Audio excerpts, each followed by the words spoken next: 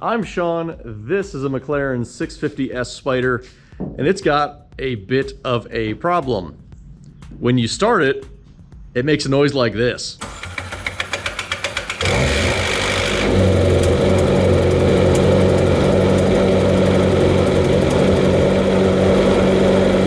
And then the exhaust sounds like this.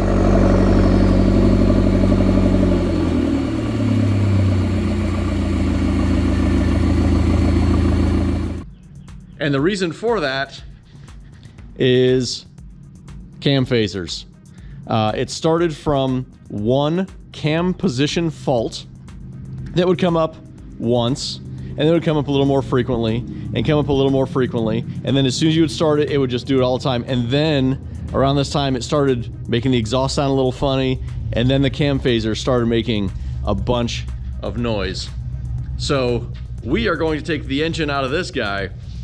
And once we do that, because I've already done that in another video, you can watch that up there. Once we get the engine out, I'll show you exactly what's going on. And here we have it. The engine is out.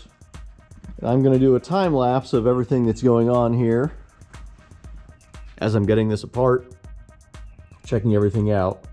This side is the side that I believe has the bad cam phaser, but we're doing all four of them, because you should at this point. So we'll do a time lapse of all that stuff, getting it apart, and as we get to points where I need to explain something, I'll pop in and explain the detail.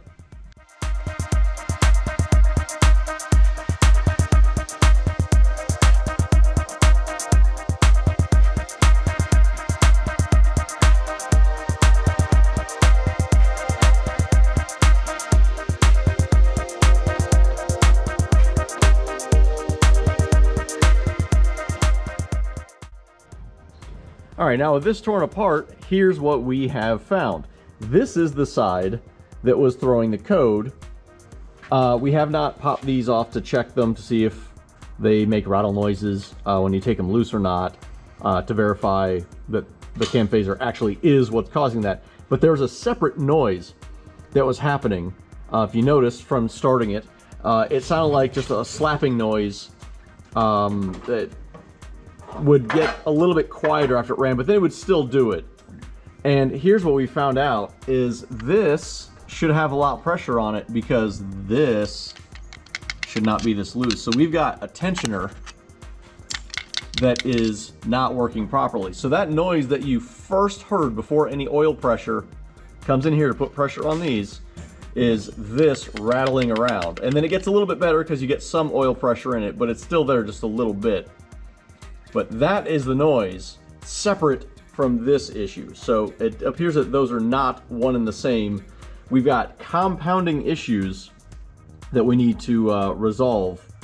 So you could have one of these things wrong, but not both of them necessarily meaning the same thing. Meaning that noise that we heard is more than likely this noise, not related to the cam phaser. So don't jump to conclusions and say, oh, it makes this noise, it's the cam phaser.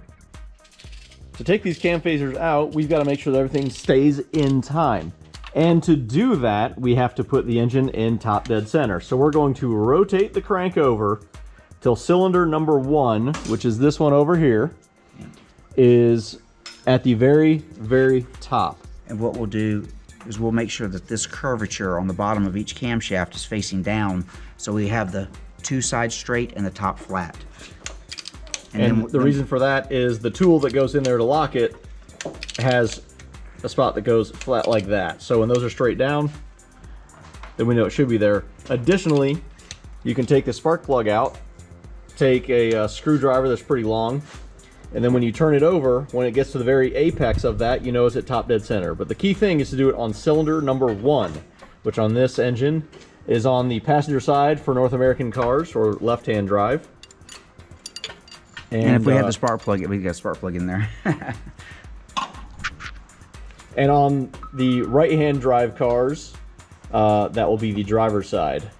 But that's the one you need to do it on, or make sure that's top dead center. Lock the cam in place, then we can unbolt the cam phasers to get those changed out. And on this side, we may be able to visibly see or hear what has failed, or suspected failed. We're also noticing right off the bat that now that we have these cams where we want them, we can put a flat surface across them. Let's look at the other side. This side's currently in time.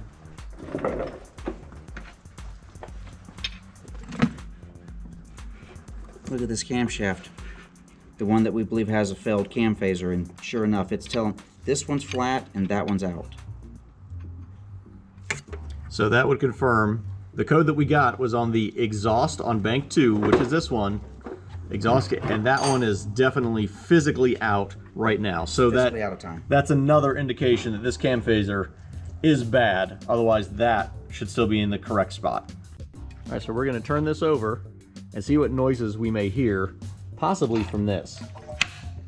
Ah, so if you watch, this was jumping. And you saw it stop moving, and then it goes. And that is what's going on here. Also, since we've turned the engine, the residual oil in here has pressurized this tensioner at this point. This is leaking down overnight, and that's why you get the chain slap. And now this is tight. So it seems that we have two separate noises from that video. When you initially start it and there is no oil pressure in the system, that's the loudest smack there. And then the secondary noise that keeps going is our related issue with the cam and how this is all moving. So if you look back at the video, there are two separate noises, not just one. All right, there he goes.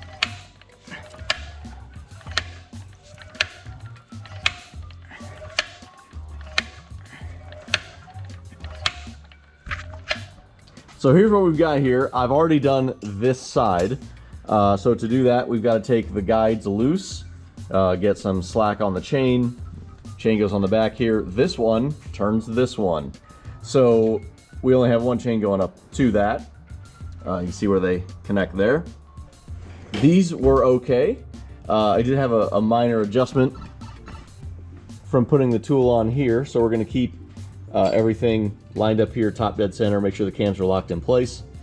We had a very tiny amount of adjustment, so maybe another one was starting to be on its way out. It was very small adjustment, so not real worried about it, but we're replacing them anyway. On this side, you can see what we've actually done. Loosen these up, take the chain loose, pop these off. Yeah, they are down there. This is the one that was the offending one, and upon taking the bolt loose, actually heard a little bit of a pop. But if you pick it up and shake it, it doesn't make any noise or anything like that.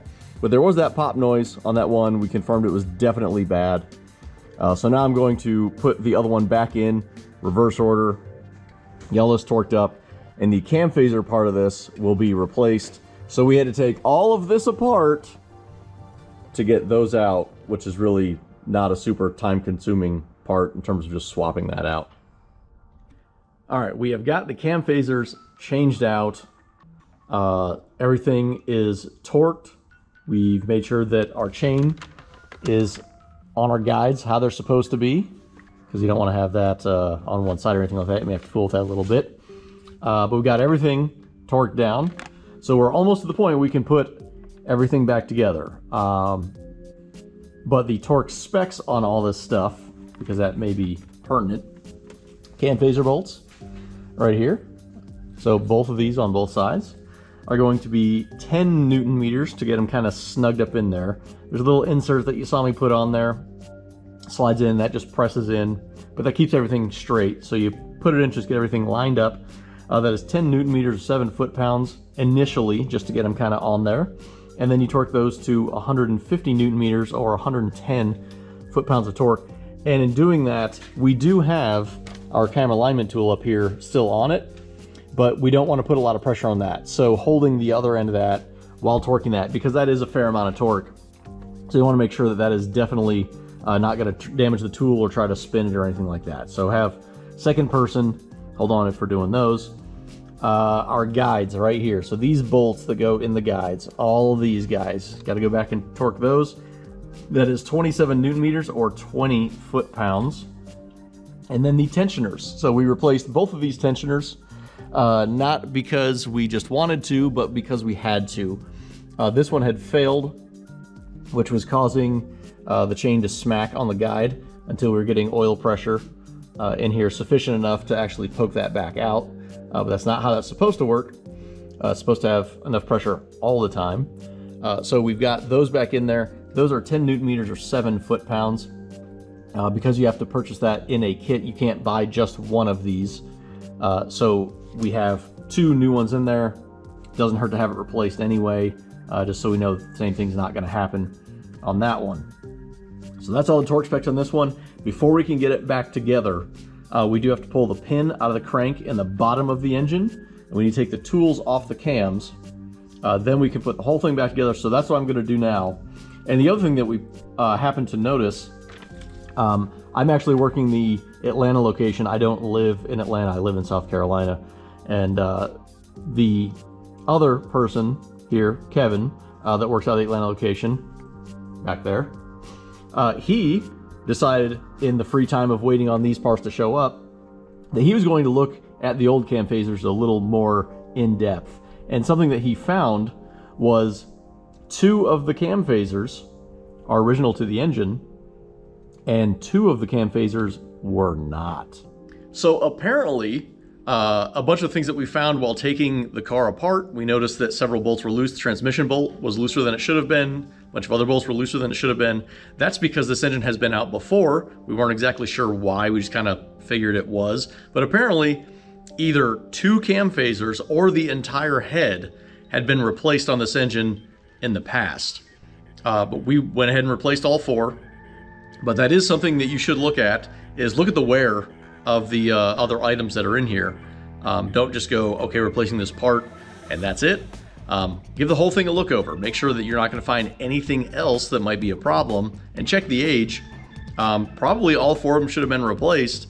It's possible that maybe because those 2 weren't replaced before is the reason we're having to replace them now. Next on the assembly, we've got this whole plate, and torque spec on that one is 10 Newton meters, 7 foot-pounds. That's all of these bolts that go all the way around. And then the dampener, which we've got 25 Newton meters, 18 foot-pounds. That's this one.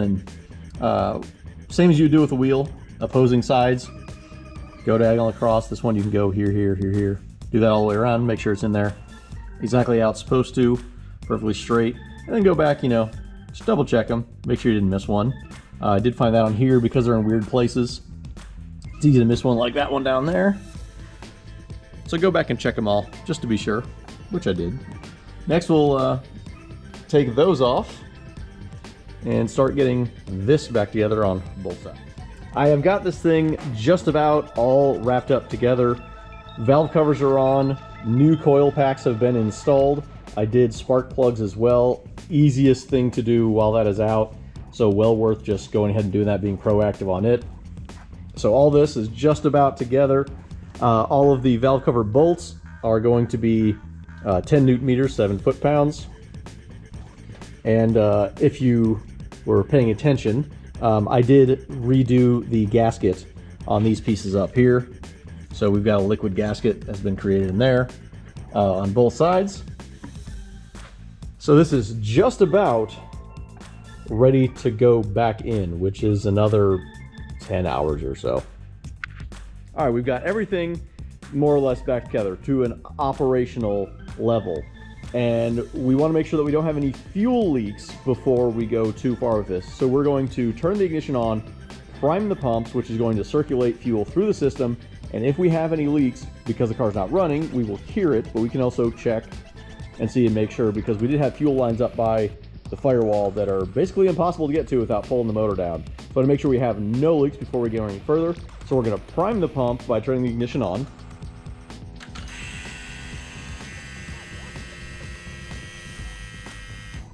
And you heard it? Okay. I don't hear any leaks. I don't see any leaks. Yay. So I'm pretty sure we're good to go. We have no fuel leaks. Now you'll notice we do not have the coolant reservoir on here. There is no coolant in this engine right now. We're going to very first start it and make sure everything's good to go before we get too far.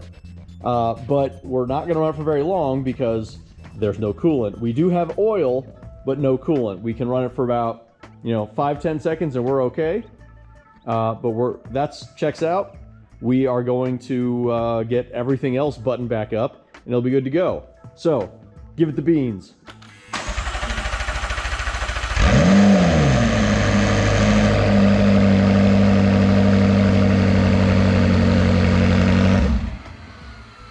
Everything sounds fantastic. We don't have any rattling. Everything's good to go. Obviously, you hear it going, because it's freaking out for some other things. But we are good to go. That was the actual first start, because that's how we do. So we'll call that a success. We're going to get the rest of this buttoned up, and that'll be that.